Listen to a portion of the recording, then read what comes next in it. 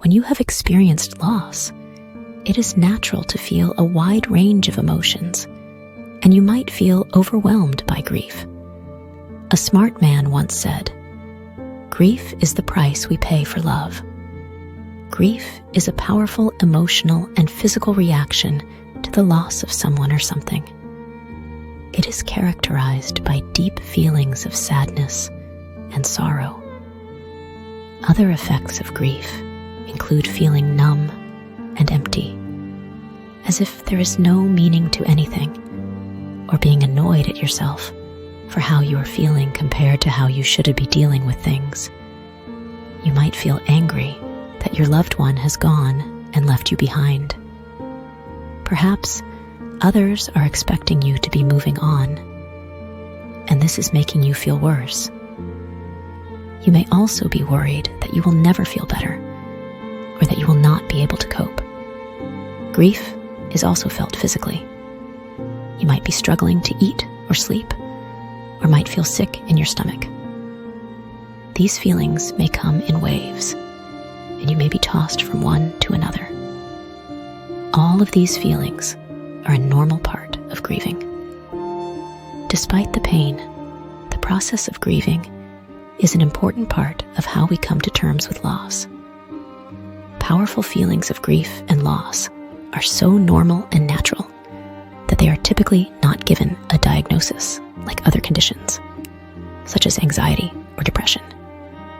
There are 5 stages of grief: denial, anger, bargaining, depression, and acceptance. A Swiss psychiatrist, Kübler-Ross, first introduced her 5-stage grief model in her book On Death and Dying. Kübler-Ross's model was based on her work with terminally ill patients.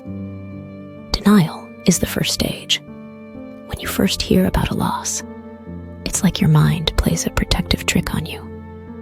You might find yourself thinking, "This can't be real," or "This isn't happening to me."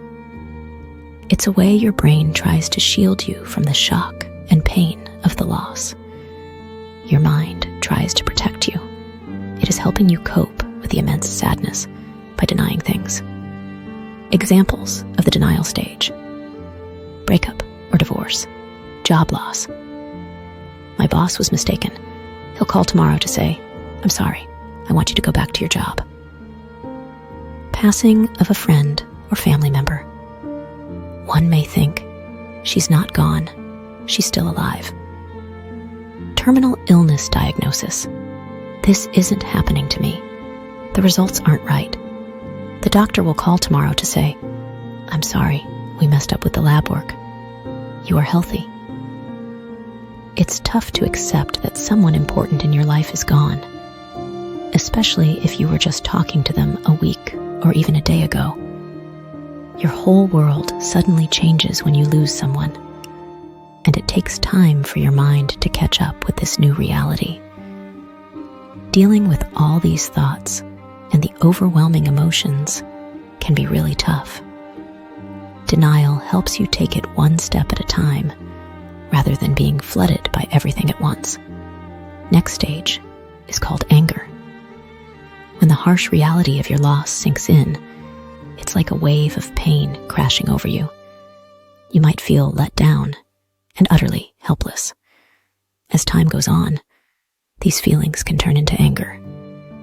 This anger can be directed at different targets: the person who passed away, an ex-partner, a former boss, or even just life itself.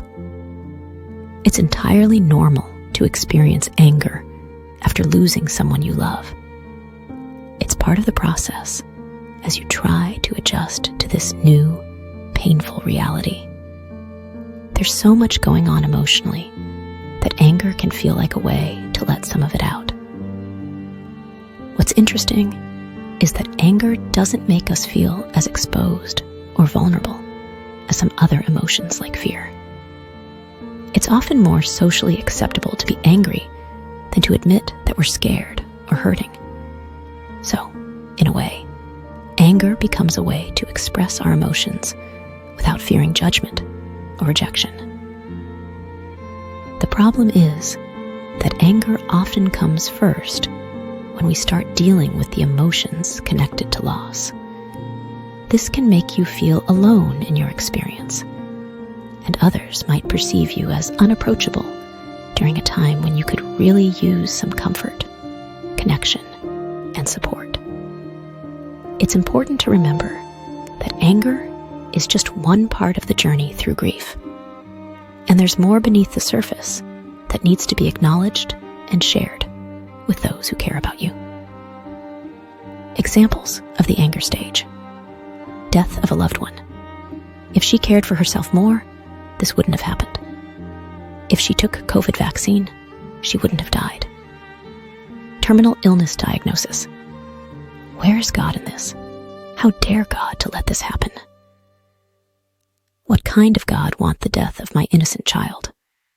Breakup or divorce situation. I hate him. He'll regret leaving me. Job loss. They're horrible bosses. I hope they fail. The third stage is called bargaining. In this stage of grief, you find yourself dwelling on the past, wondering if there was anything you could have done to prevent the loss. You might catch yourself thinking, if only I had, or what if I had done things differently? It's like your mind is trying to strike a deal with a higher power, making promises or seeking answers. Bargaining serves as a defense mechanism against the overwhelming emotions of grief. It's a way to delay facing the deep sadness, confusion, or hurt that comes with loss. When you're dealing with the pain of loss, it's not uncommon to feel so desperate that you do almost anything to lessen or escape from that pain. Losing someone you love can make you consider any possible way to avoid the current suffering or the pain you anticipate in the future. Bargaining can take many forms, including 1. Making promises to yourself or a higher power. 2. Seeking to make amends for perceived wrongs. 3. Trying to negotiate for more time or a different outcome. 4. Pleading for a reversal of the loss, as if you could turn back time. God, if you can heal my wife, I will turn my life around. I promise to be better if you will let this person live. I'll never get angry again if you can stop her from dying or leaving me. I promise I will quit drinking. When we find ourselves in the midst of bargaining, we often turn to a higher power or something greater than ourselves, hoping that it might somehow change the course of events. It's a moment when we keenly recognize our own limitations, realizing that we have no control over the result. While bargaining, we also tend to focus on our personal faults or regrets. We may recall times when we have said things we did not mean and wish we could go back and behave differently. We also tend to make the drastic assumption that if things had played out differently, we would not be in such an emotionally painful place in our lives. Examples of the bargaining stage can be seen in various life situations. 1. Breakup or divorce. If only I had spent more time with her, she would have stayed. 2. Job loss. If only I had worked more weekends, they would have recognized my dedication. 3. Death of a loved one. If only I had called her that night, she wouldn't be gone. 4. Terminal illness diagnosis. If only we had gone to the doctor sooner, we could have stopped this. In these moments, people often find themselves replaying scenarios in their minds, searching for ways they could have changed the outcome. It's a natural response to grief and loss, as we try to make sense of what has happened and grapple with the pain it brings. Signs of depression can include crying, sleep issues, and a decreased appetite. You may feel overwhelmed, regretful, and lonely. Bargaining no longer seems like a viable option, and and we are forced to face the painful truth. During this phase, we feel the loss of our loved ones more acutely. As the initial panic subsides, the emotional haze begins to lift, and the weight of the loss becomes ever more present and inescapable. Examples of the depression stage: breakup or divorce. Why do I continue my life? Job loss. I don't have any idea how to go ahead from here. Death of a loved one. What am I without her? Terminal illness diagnosis. My entire life arrives at this horrible end. In these vulnerable moments, we come face to face with our own humanity, acknowledging our powerlessness to reshape the circumstances that have brought us grief. It's a humbling realization that we can't always change the course of life's events, no matter how desperately we may wish to. It's a phase where you're grasping at anything that might make the pain more bearable. While bargaining is a natural part of the grieving process, it's important to recognize that it's not a way to change the past or the reality of the loss. It's just one step along the path to healing and acceptance. Acceptance is not necessarily a happy or uplifting stage of grief. It doesn't mean you've moved past the grief or loss. Acceptance means you've reached a point where you've acknowledged and embraced the reality of the situation, and you're ready to move forward with your life. When you arrive at acceptance, it doesn't mean the pain of your loss magically disappears. You still feel the sadness and perhaps regret, but you're no longer resisting the truth of your circumstances, and you're no longer trying to change what has happened. While sadness and other emotions may still linger, the intense emotional struggles of denial, bargaining, and anger are less likely to dominate your thoughts and feelings during this phase. Acceptance represents a turning point where you begin to find a way to live with the reality of your loss and start to rebuild your life. Examples of the acceptance stage: job loss. I'll be able to find a way forward from here. Breakup or divorce. In the end, this was the right choice for me. Death of a loved one. I am so lucky to have had so numerous awesome years with him, and he will consistently be in my recollections. Terminal illness diagnosis. I have the opportunity to tie things up and make sure I get to do what I want in these final weeks and months. It's crucial to understand that grief is a highly individualized experience. Not everyone will go through all 5 stages, and those who do may not experience them in a predictable order. There is no right way to grieve, and unfortunately, no quick fix.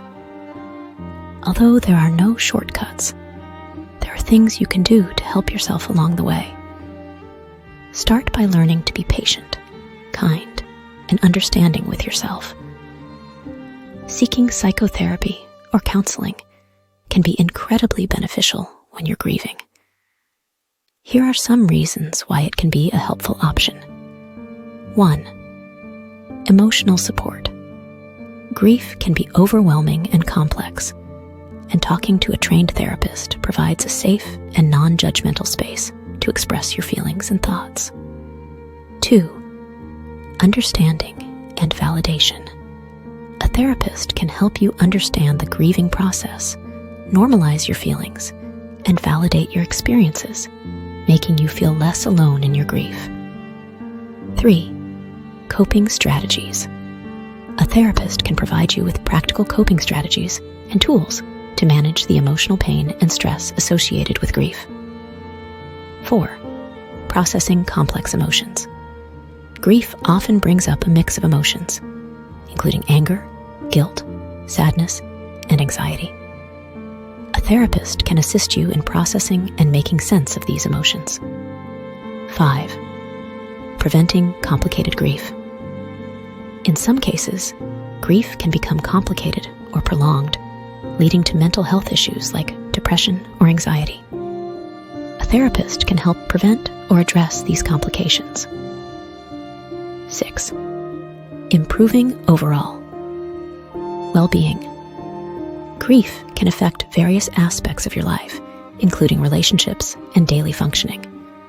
Therapy can help you regain a sense of balance and improve your overall well-being. 7. Creating a supportive plan. A therapist can work with you to develop a plan for coping with grief and moving forward, tailored to your unique needs and circumstances. Remember that there is no set timeline for grief, and seeking help doesn't mean you're weak or unable to handle it on your own. It's a sign of strength to recognize when you need support and reach out to professionals who specialize in helping individuals navigate the challenging journey of grief.